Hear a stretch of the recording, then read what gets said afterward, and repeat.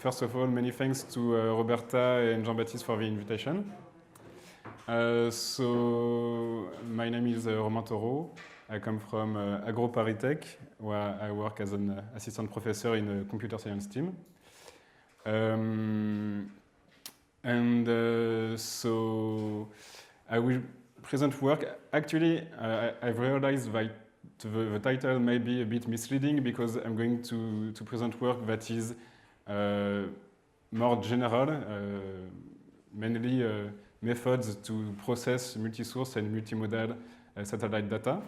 But I will argue that those methods can be of interest for wildfire simulation, and this will echo the talk of Roberta this morning. The work presented was conducted when I was at CNES, the French Space Agency, so we have many colleagues. And so I will start with a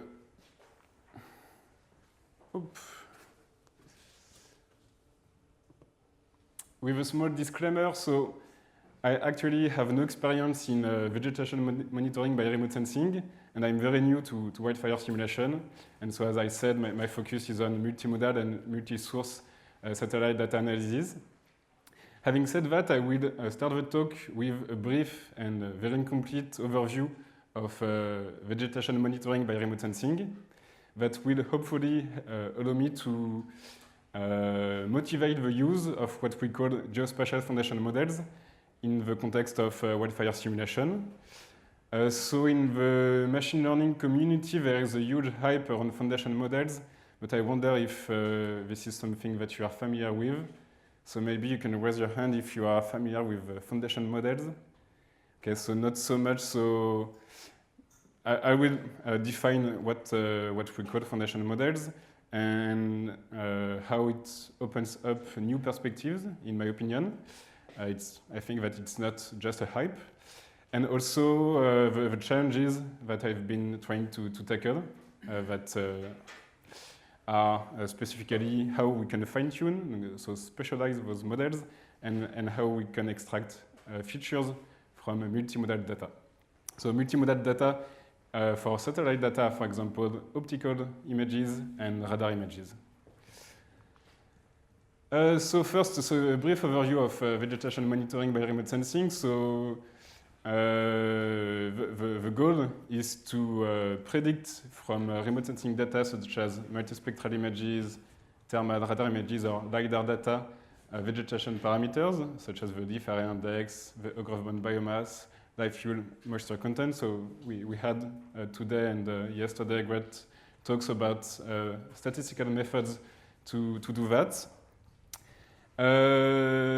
And we could categorize those methods into first, so statistical models, supervised machine learning models that are optimized with a training data that is composed so of remote sensing data on one hand and ground truth on the other hand.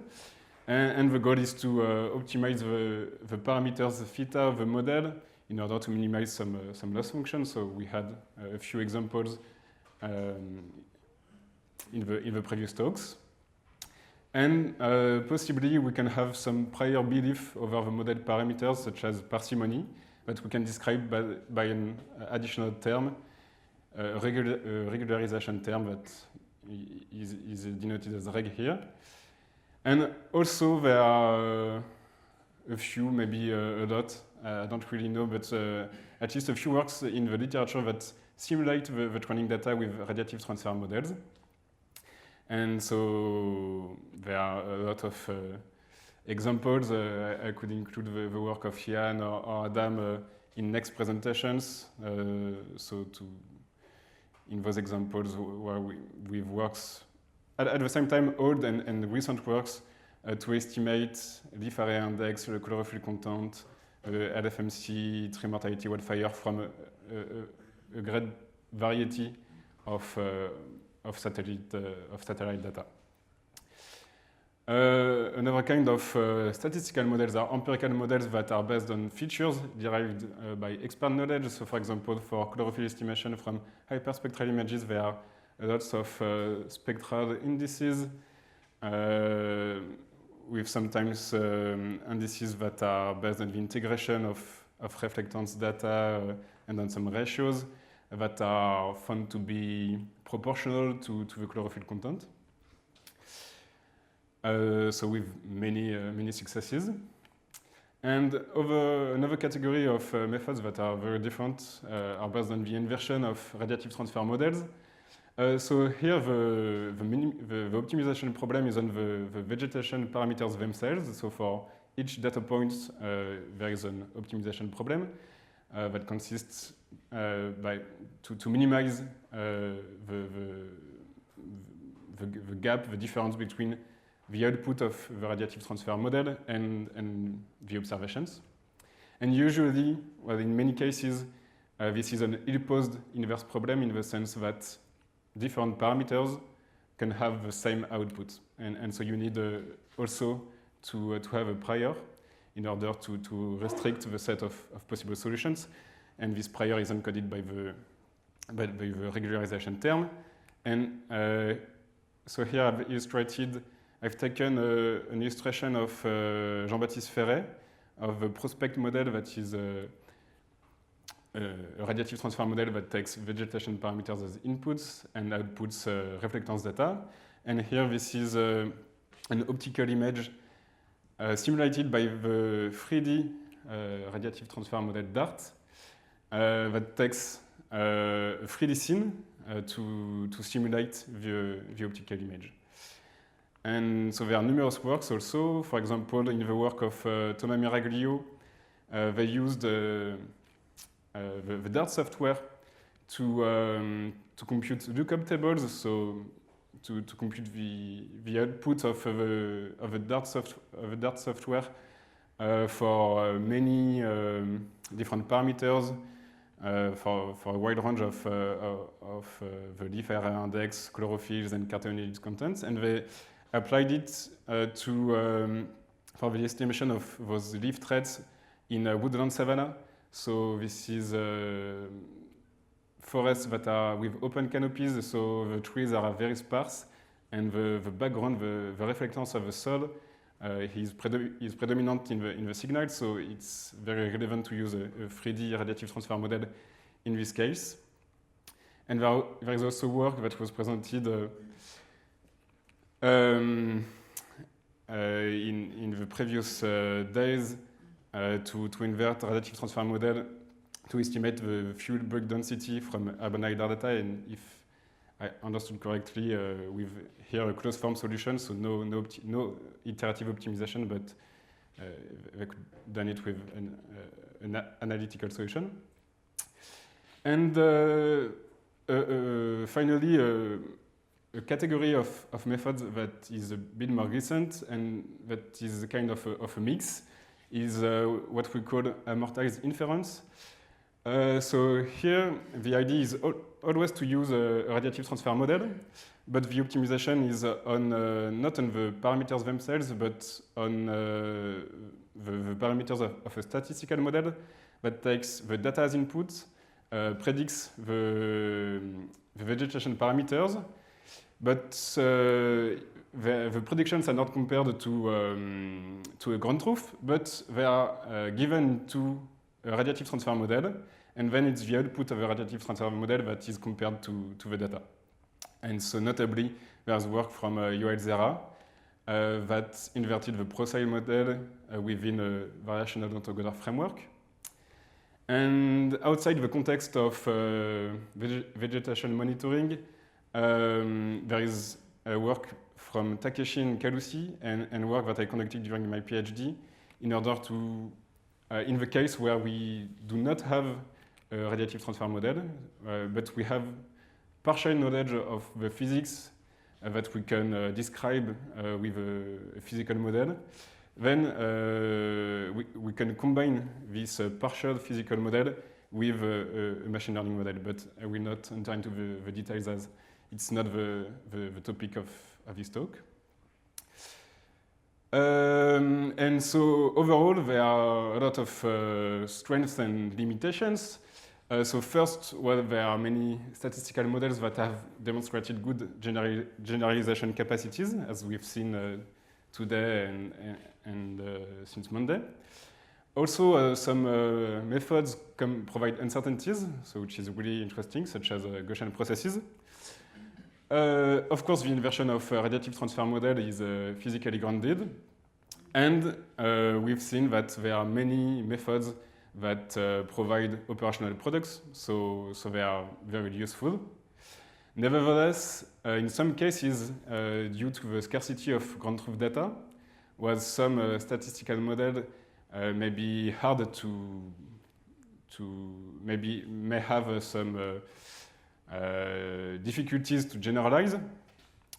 Also, sometimes what we call the ground truth is not ground truth is not really a ground truth. For example, for the above ground biomass, it is known that the field-based estimates of above ground biomass contain a lot of uncertainties that may be due to spatial and temporal mismatch between in-situ measurements and remote sensing data, but also to the allometric models that are used and other sources of uncertainties. Radiative transfer models, well, they are limited to the inversion of some parameters. We are not able to model everything. And finally, those methods barely leverage the complementarity of multisource and multimodal data. And so from those limitations, there is some room for geospatial foundation models in the context of wildfire simulation. So the next slides will really echo the talk of Roberta and of Adam this morning and yesterday about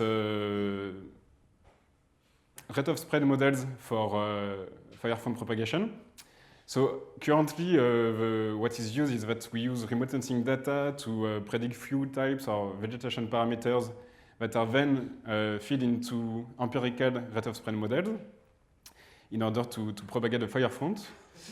And as Roberta said, those empirical models have a lot of limitations. They are limited to some types of fuel, they carry uncertainties. Also, the uncertainties that we have in the estimation of fuel types and vegetation parameters propagate to the rate of spread. And so there is an interest to substitute those empirical models by statistical models given the increasing availability of satellite observations of wildfire observations from space. And having statistical rate of spread models opens a lot of perspectives, including having features that are fed into the statistical model, and those features would be computed by what we call geospatial foundation models that could take multimodal remote sensing data as inputs. So it's an illustration I took from the PhD of Iris Dummer that illustrates the principle of a foundation model. It's a long-term objective to have a big neural network that takes lots of input of data, satellite data, optical, SAR, very high resolution RGB data, LiDAR data, but maybe also weather data, elevation models, and so on. And that computes single representations of all those data, so features, that summarize all these data, combine different features of the data. And from these features, the idea is that the neural network is highly nonlinear. It outputs features from which we can easily make predictions with less nonlinear models. And that could be easily adapted for a great diversity of tasks. So semantic segmentation, regression tasks, field type classification, LFMC regression, and so on.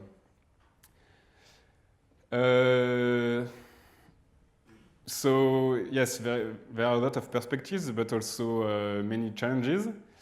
And recently I've tried to answer, to tackle two research questions about those foundational models. The first one is how to efficiently fine-tune foundational models. So what we call fine-tuning is the process of taking a foundational models that extracts very task-agnostic and generic features to specialize the model for more precise tasks, more precise applications. And how can we store and deploy those specialized models? Because the foundational models have a lot of parameters, millions of parameters. And so we have to find efficient ways to adapt them. And the second question is how we can extract features from multimodal and multisource satellite data. Is there any question yet? Yes? The first version of the foundation model, as you consider before fine-tuning, has been already trained in somehow. Which kind of data? Yes, so yes, good question. The foundation model is trained in what we call a self-supervised way, so there is no ground truth. It is optimized with a loss function that takes the data itself as a supervision. And so I don't have time to go into the details, but it's trained with the data itself. It's a kind of self-encoding? Yeah, it's a kind of, it could be auto-encoding, for example. Okay. Yes. And can I ask a second question? Yeah, sure. You mentioned regularization function that are useful when you have some prior information. Yeah. Can you give an example of such a regularization function that you are using? For foundation models? Which one you consider in the example you cite? Well, in the examples, it could be lasso penalization, okay, to have sparse features, or for neural networks, usually it's L2 penalization on the norm of the parameters. Yeah. Okay. Or it could be, if you have an autoencoder or a variational autoencoder, it could be about the structure of the latent space. Yeah.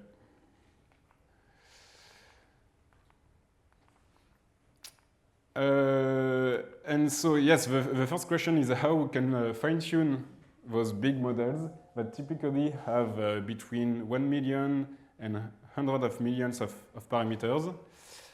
And to answer this question, we have to dive into the architecture a bit. And so here we consider foundation models that have been pre-trained on very high resolution RGB images. So from a very large set of unlabeled RGB images. And they output some task agnostic features of dimension D. And so, yes, I will not enter into the details of the optimization, but yeah, let's assume that after the self-supervised training, we have some meaningful features that summarize the input data. And the majority of those models are based on the vision transformer architecture, which is one kind of neural network. And they process the data in 2 steps. First, dimensionality change. So the image is divided into patches that are flattened. Then I've forgotten to illustrate this, but there is some information about the position that is added to the patches. So here we are still with the raw pixel information. And then there is a neural network that is used to embed those patches into the feature space. So in the machine learning community, we speak indifferently about embeddings or features. It's the same thing.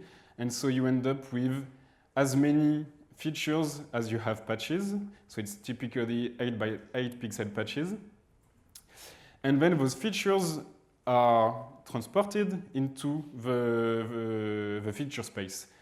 So through some layers, so for each layer, you have two modules that are two different kinds of neural networks, but it's not important to know the difference. And residual layers, so this is the same type of residual layers that Ian presented this morning. And so you can see this as a way to transport the features. Since you take the feature, you compute some displacement, and then you add the displacement to the original features. And now the idea is that the question is if we can efficiently adapt this model for new kind of a new source of data, and in particular for multispectral images. So that have more radiometric information than the RGB data. And so what we suggested with Valerio Martocci and Dawo Daxen is, well, we assumed that the patch embeddings, so the patch embeddings are the features that we have here. We assumed that we could decompose the features into features that encode the RGB information, so the geometric and radiometric information of the RGB channels, and features XA that encode the additional radiometric information that is provided by the multispectral images. Such that we take the multispectral images here, and then we can compute features from the pre-trained model without changing the parameters, and having so XP that encodes RGB and XA that encodes information beyond HRB. And then we do not change, we do not update the model parameters, we keep them frozen. And we only add a very few, a very small proportion of parameters at some layers in the network that are used to deflect the trajectory of the features in the feature space. So the idea is that we add this new information with a lot of parsimony, because this huge model has learned to extract geometric features, textural features, contextual features that are basically the same for RGB images than for multispectral images. And what we want is only to add some new parameters to handle the new radiometric information. And so we've done numerical experiments on diverse tasks, so classification and segmentation tasks across diverse models. And so here, on the horizontal axis, you have the proportion of tuned parameters, and on the vertical axis, you have the performance. So the goal is to be on the upper left corner, where you have barely changed the pre-trained model, the foundation model, and you have the best performance. And here, fine-tuning is the full fine-tuning. So we have updated the entirety of the model parameters, and of course, it's the best performing fine-tuning method, but at the same time, it's very not efficient. And other methods are competing methods of the literature.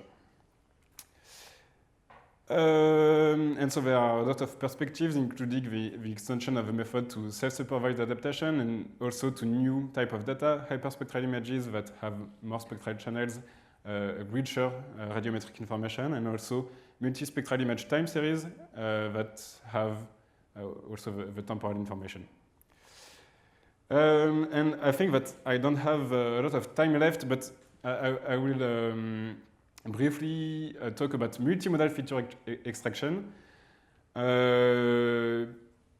Because, so as I said, there are a lot of diverse satellite data, that provide complementarity information. So for example, LiDAR data will give information about the structure of vegetation, and optical images will provide information about the vegetation species. Multispectral image time series maybe on the water deficit of vegetation. So there is really an interest to combine to combine different sources of data. And the state of the art currently in remote sensing to extract features from multimodal data without supervision is called multimodal contrastive learning. And so we will make a brief detour to present contrastive learning, which was first introduced in the computer vision community to learn visual features from images. So the idea of contrastive learning is to take an image, to generate two views of the same image by applying geometric and radiometric transformations, to give those two views to a neural network, the same neural network that computes features, and then to maximize the agreement between features. And precisely, the agreement is measured by the cosine similarity. So the cosine similarity is just the cosinus between the two features in the feature space. And so it's maximized when the two features are equal and minimized when they point in different directions. And so the idea is to maximize the similarity, because the assumption is that even though we have applied transformations, what the image, the semantic of the image is still the same. It's still a dog. Is it clear?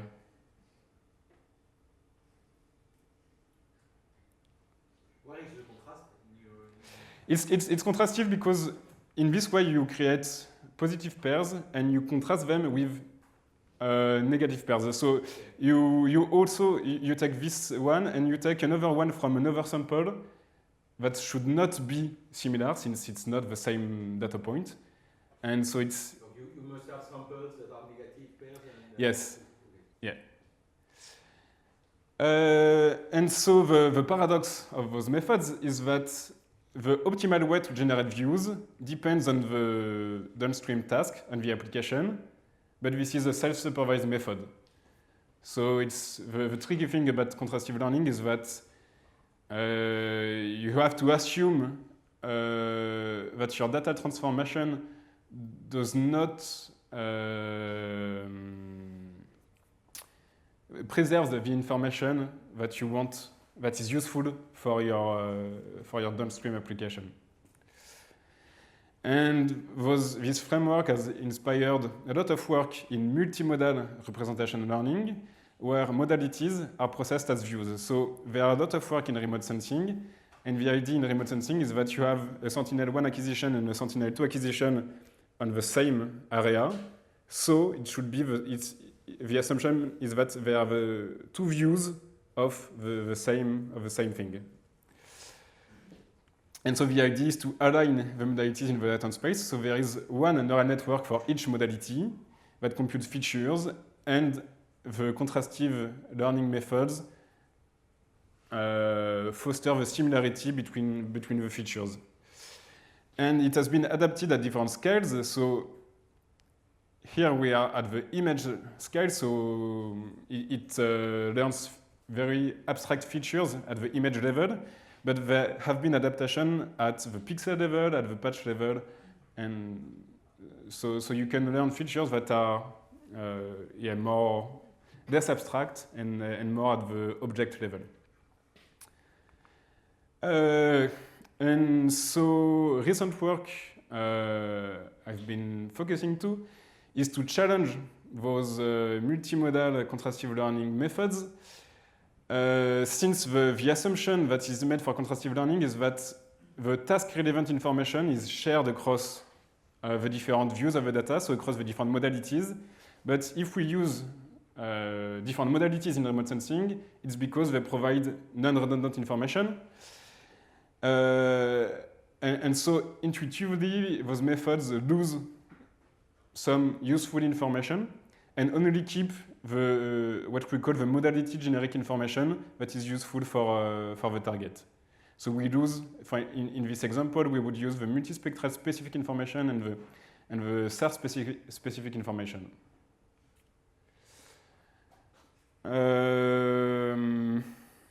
And I think I will.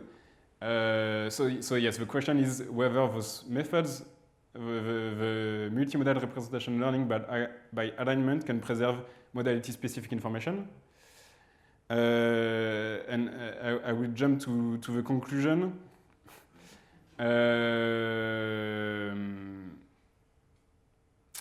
That is that in a linear regime, so we have formalized this problem, and under the assumption that the neural networks are linear, we can prove that actually multimodal representation learning by alignment results in a loss of modality-specific information when modalities provide non-redundant data. And we have done numerical experiments in more realistic scenarios that seem to support this claim.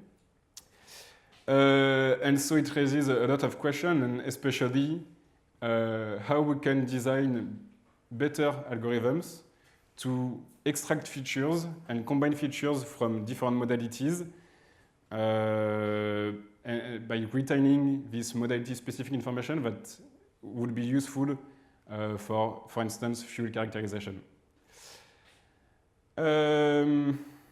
So to conclude, my feeling about this is that there is a lot of room to improve those self-supervised methods, and that if we can have good methods to extract features without supervision, then they would be very relevant to be plugged into statistical rate of spread models.